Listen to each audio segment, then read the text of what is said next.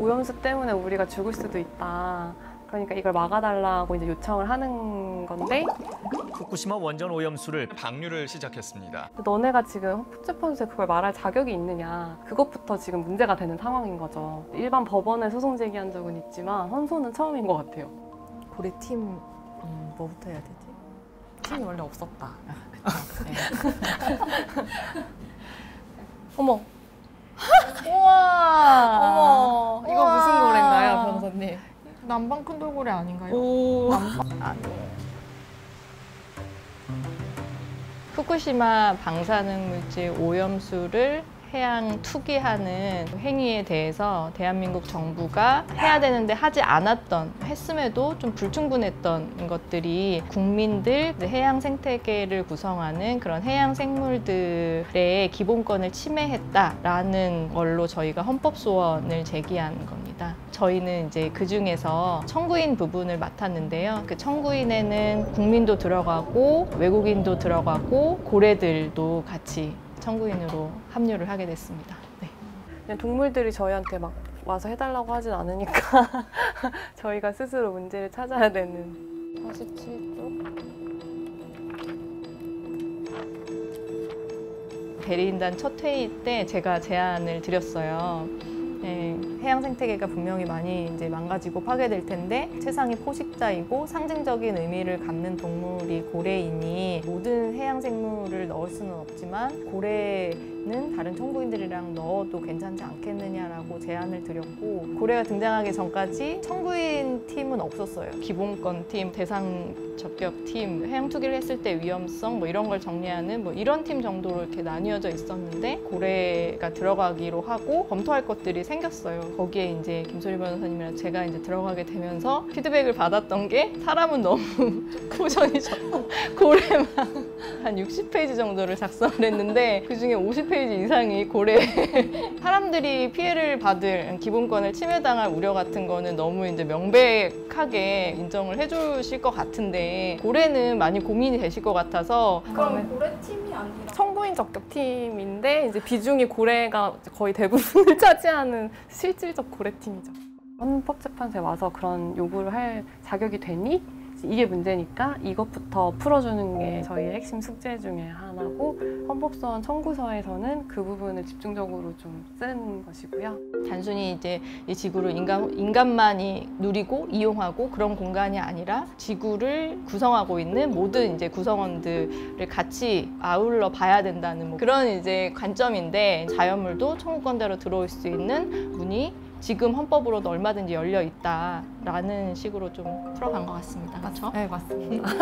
그 2003년부터 지금까지 환경 관련한 소송에서는 도롱뇽부터 시작해서 황금박쥐, 검은머리 물대새, 사냥 이런 동물들이 이제 원고로 소송을 제기를 했었어요. 근데 다 공통적인 이유로 각하가 됐거든요. 법원의 판단의 영역에 들어가지도 못했어요. 그 이유는 특정이 안 된다는 거거든요. 손해배상을 청구를 한다라고 하면은 어떤 인간이 누구한테 청구를 하는지를 알아야 소송을 하는데 그냥 막연히 고래라고만 하면 우리는 알 수가 없다. 어떤 동물인지 어떤 자연물인지를 최소한 특정을 해야 된다라는 이유로 각하되었던 판결들이 있어서 저는 특정을 가장 신경 썼던 것 같아요. 해수부 산하에 고래연구센터가 있어요. 밍크고래나 뭐 큰돌고래 뭐 이런 거에 대해서 좀 여쭤보고 그분들이 연구를 하면서 관찰을 했던 자료를 받았죠. 최소한 이 고래들은 작년에 확인된 거 아니냐라고 해서 청구인으로 들어갈 수가 있었습니다. 제주 연안에서 정착형으로 살아가는 돌고래들, 남방 큰돌고래, 굉장히 많은 돌고래들이 이름을 가지고 있어요.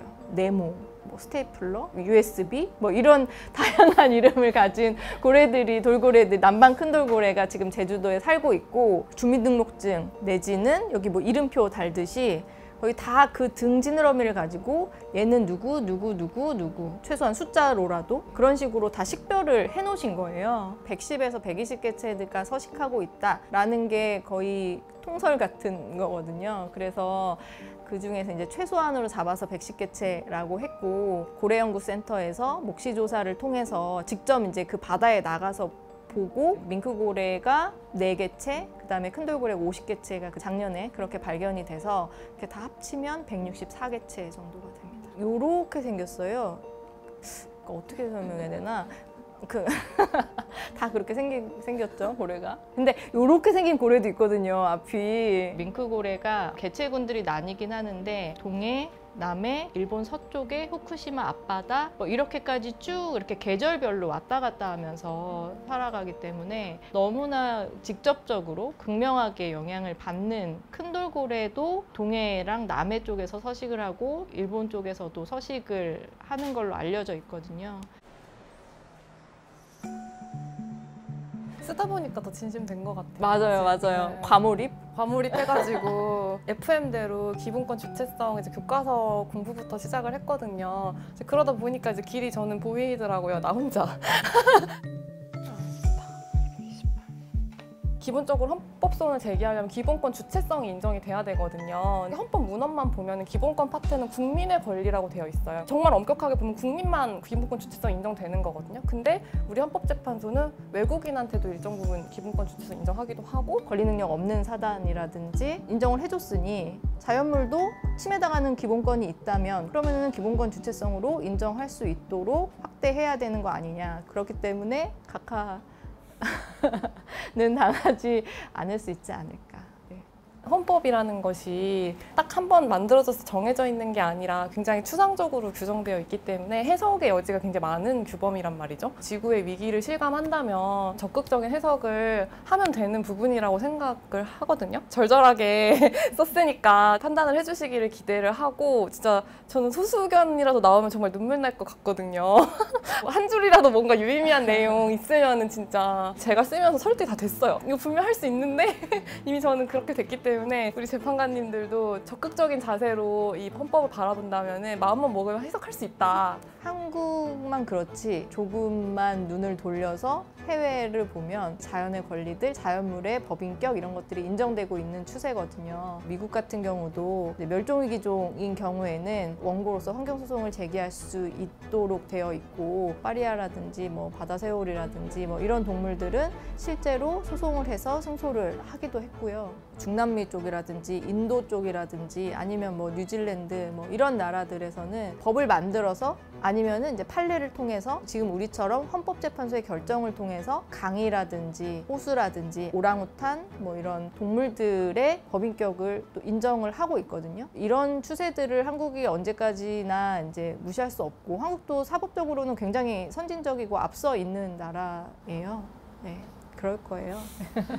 헌법재판소에서 그런 뉘앙스를 담은 결정을 한 10년 전에 이미 낸 적이 있어요. 사육곰 아시죠? 산업으로 육성하고자 반달곰들을 가둬놓고 거기서 쓸개즙 같은 거를 이제 채취를 했고 지금에 와서는 동물보호법에 너무 명백히 규정되어 있고 동물학대로 그렇긴 한데 이제 10년 전에 곰을 사육해서 그걸로 먹고 사는 분들이 계셨을 거 아니에요. 직업의 자유, 영업의 자유, 뭐 재산권 이런 거를 침해했다라고 헌법소원을 제기를 하신 거예요. 헌법재판소에서 그 청구를 기각하면서 이런 얘기를 한 거죠. 동물 등이 이제 객체가 아니라 이제 생명체로서 주체로서 인정받는 법 체계를 만드는 것이 외국에서는 이제 널리 추세이다 판시하고 있는 판례입니다. 네. 그거 쓰느라고 잠 못 잤다 진짜. 근데 그래도 그날 그 판결 발견해가지고 되게 기뻤어요. 이런 좋은 판시를 한 적이 있다니 막 아니 10년 전에 이 정도 판단했으면은 지금은 더 나아가야 되는 거 아닌가 이제 이런 생각을 하면서 또 그렇게 썼습니다 청구서에. 어쨌든 시대는 바뀌고 사람들의 생각도 바뀌고 법은 제일 늦게 오잖아요. 계속해서 그냥 법이랑 현실은 따로 놀 수밖에 없는 거고 근데 거기서 어떤 방향을 제시해 줄 수 있는 게 헌법인 것 같고 그게 헌법의 개방성이라든지 이번에 헌법재판소에 저희가 기대를 하고 있는 거죠.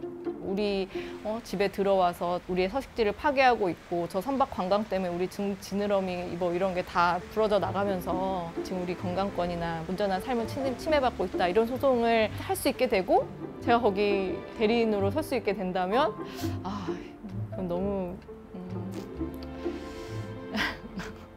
너무 감동적이겠죠. 네.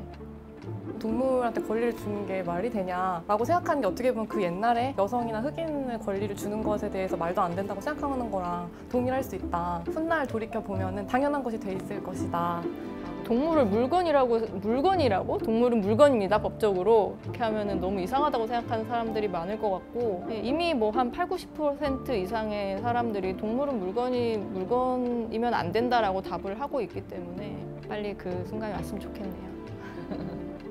특히 이번 헌법소원 관련해서는 저희 정말 진지하게 하고 있는데 그냥 넣은 거 아닌가? 막 이런 생각하시는 분들도 많으실 것 같거든요. 근데 그런 얘기 들으면 되게 속상하거든요. 왜냐면 정말 진지하게 판단 받으려고 하는 거라서 이 문제가 그렇게 허황된 얘기가 아니라는 걸 좀 사람들이 알았으면 좋겠다는 마음입니다.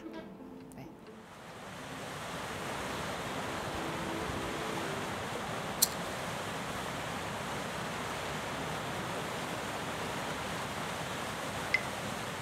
네.